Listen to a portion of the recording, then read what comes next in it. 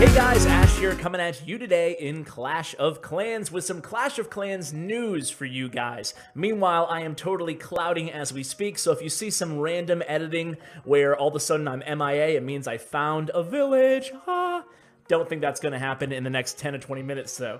Anyway, guys, that's not the reason that I'm here with you guys today. The reason is, as I put on some replays and take away these clouds for you guys, so you don't have to stare at them for forever, what I'm going to do is go over a recent Q&A that I found very insightful and interesting from the Clash of Clans team. Now, these questions were decided by you guys, the forum and Reddit community, and given to the team by Loch Ness Monster, who's one of my favorite Supercell moderators over at the forums. I think this is his 6th or 7th shout out. Shout out to Anushka, by the way, because they're kind of tallying up between them. Anyway, I digress. What we're going to do today is go over their answers, specifically the 5th question about engineered bases, where the answer was pretty surprising, where they admitted that the Clash of Clans internal team is divided on the subject of engineered bases, just kind of like you guys are, the community. So I kind of found that refreshing and sobering to know that they don't have all the answers either. But before we get to that, I'm going to go over the Q&A, the first 4 questions, before we get to that 5th question about the lopsided bases in the engineered clans, which I will describe to you guys in case you don't know what it is.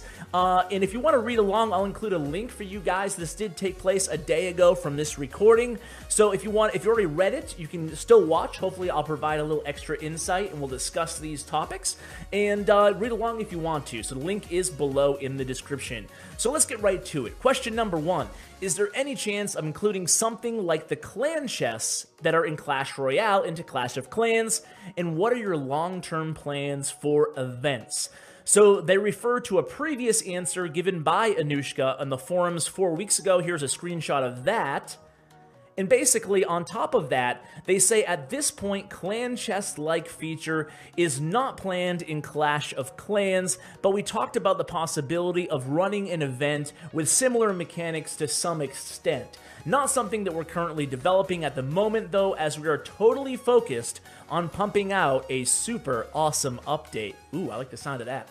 So, for those of you who don't know what a clan chest is, I know not all of you, in fact, many of you probably don't play Clash Royale. Basically, what you do is you work together as a clan. Think of it as like getting a star. Every star you get or every crown you get in Clash Royale goes to some greater tally that the whole clan works together to unlock a chest or unlock in Clash of Clans something akin to loot or a treasure, something to go in your treasury, something like that, some kind of a bonus. So it doesn't seem like they have any plans on that, so I'm not going to spend too much more time talking about it. Question number 3. I guess that was two and 1 there. So moving right along. Question number 3. Will you consider adding an option to copy a base? Now, they've been talking about this since 2012, since way back in the day, and they said it's something we've talked about in the past. It's just not on our radar at the moment. Of course, we will revisit the idea down the track, but we don't commit to things that may not come to be. So it does not sound like there will be any copy base feature added to the game. And this is an interesting one, right? Because I don't know, 95% of me wants a copy base feature because it's awesome and it takes so much time and it's rather tedious, especially if you're in a clan that requires frequent war-based changes. It can be a half an hour, it can even be up to an hour if you really want to build and tweak inside that war base, and it's definitely a time investment that not everybody's ready for. However, you don't have to change your base if you're not in a super hardcore clan. In building a base, I mean, who remembers way back in the day when you had to build your base from total scratch? No base building feature at all. You just had to go in there and move every single wall. You couldn't even drag all your walls together. So we've come a long way in the base building editing tool inside the game. So I'm happy with that. If you totally remove the base building, there's a little part of me that kind of doesn't want that, even though it's probably the unpopular thing to say. I think most people would actually like a base copy feature, but I feel like it's part of the game to build your base, and I wouldn't want them to take that away necessarily. I don't think, but, subject to change. I'm going to ride the fence a little bit on that one. Question number 4. Will anything be done, possibly in the near future, to bring down hero regeneration time to make them compatible with how long it takes to cook an average army? The answer: as you remember, we reduced hero regeneration time quite a while back in May 2016.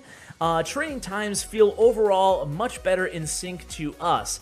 At the moment, there are no plans to proceed with further reductions in regeneration time.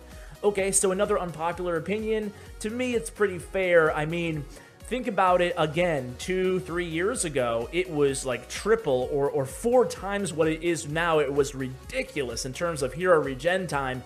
I mean, forget about them not being ready when your army's ready.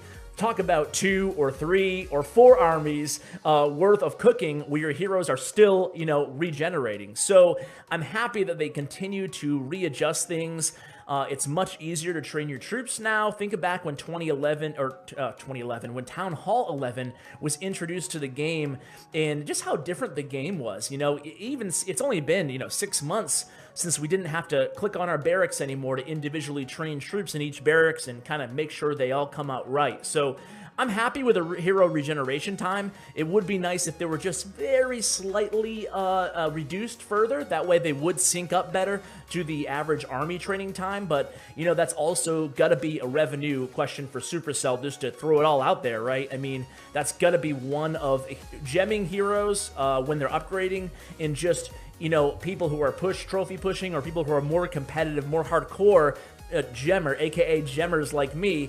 I always gem my heroes the finish time if I'm not boosting them. So that's going to be a financial thing as well. Anytime they make even a little tweak, even if it's just 1 second off, it does affect their bottom line. So Supercell is a company just like any other company out there, so it's something they got to definitely think about on both sides of the equation there. So hey, a little bit of a further reduction would be pretty cool, but you can't have everything you want. But now let's get to the main question here, and that is, does Supercell see lopsided bases as a fair and equitable playing style? Whew. So they say engineering is a heated topic and opinions about it are divided. Are lopsided bases anything we can prevent? We meaning the Supercell team here. If we could, should we do a drastic change? Would people put up with strict restrictions on upgrades to mandate offense and defense balance? Say we put in a restriction. Could the restrictions be balanced to be somewhat more lenient? Where would we draw the line? And if this is a complex line, would we need tools to help players manage their upgrades and understand those restrictions better? So that was a mouthful, but basically they're asking all the obvious questions. We as a community, me as a content creator, you guys, a lot of you guys are influencers in your own right. You're clan leaders, you're co-leaders, and you're really into the game. And we all have a tendency, myself being the first one out there, man, this is coming across so pro Supercell, and you guys know I'm not afraid to speak my mind, but these are kind of some of the interesting things what we talk about when you get into a question, when you have this transparency from Supercell, right? And that is the question of, okay, engineering is a problem, okay, how do we fix it? And then you run into all this snowball effect of all these other issues. One of the design philosophies of Clash of Clans is to keep things as simple as possible inside the game. And that's a core philosophy of the team, meaning that they don't want to add tons of complex rules, and they've already added quite a few complex rules when you think about it from the early stages of the game 5 years ago. So they go on here. Most cases can be prevented even with cannot be prevented even with restrictions. For example, thinking about launching a new troop or a spell or a defense or even extra buildings at lower town hall levels. Doing balancing becomes more difficult, as any bigger rebalance could allow people to break the restrictions. Furthermore, without restrictions, what can we do? Keep in mind that we are already doing a lot. As mentioned in the previous dev Q&A, there is a huge amount of code behind the Clan War matchmaking that specifically looks for the lopsided bases and is designed to mitigate any unfair advantage they may have. This isn't obvious to players because the war map is sorted by defensive strength only, Let me take a quick step back here. That's something that people still don't understand. I still get questions. Ash, how come my mirror is a Town Hall 11? I'm a Town Hall 10. What the hell? Defense, the war map is only defense, guys. It's only defense. Your mirror has nothing to do with you. That's not your true mirror. It's just your defensive, well, it means nothing. It has nothing to do with you. Don't even think about it as having anything to do with you. Okay, however, attack strength is always taken into account, and Clan War matchmaking does it all and can make sure that the books are balanced overall from top to bottom on the war map, both in terms of attack and defensive strength. Of course, we can always do better, and we will continue to improve this matchmaking very often. We can't prevent them without making extremely complex restrictions that will adversely impact some players and would require a lot of time and development effort to do correctly. And even then, they might not even work as well and in the long term as we intend. Instead, we try to improve our matchmaking algorithm to produce unfair advantages from little things like lopsided bases, and we'll continue to do so regularly and not produce reduce. Okay, so that was a mouthful again, but essentially, the Clash of Clans team is also divided on this. They said it right there in the answer. And, you know, it sounds like they don't intend the game to be played this way. But what is the easy fix? And I know everybody out there has a great idea on how to fix engineered bases. But the thing is there's truthfully no simple solution. You can't force people, at least I don't think it'd be right, to force people to max out their Town Hall before upgrading. Because, you know what, rushing to me should be part of the game. It should be an option if you want it to be.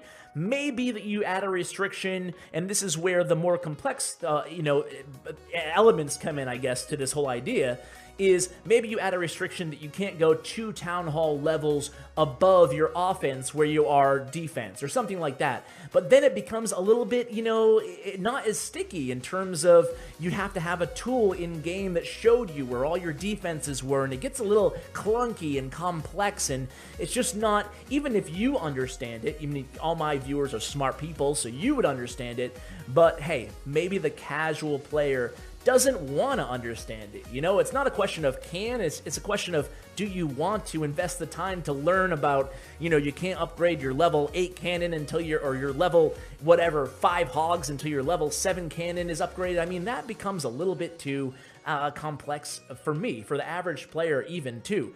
So that's where they stand. It sounds like they're continuing to make under the hood changes to the matchmaking algorithm in Clan Wars, and that's a good sign. I've actually noticed getting quite a fewer amount of these engineered clans. Maybe that's because we don't have any engineered bases in our clans. Nothing crazy, at least to my knowledge, but we do have 10 clans now, so it's hard to keep track of all you guys. But basically, that's how I feel about it. I feel like they're moving in the right direction.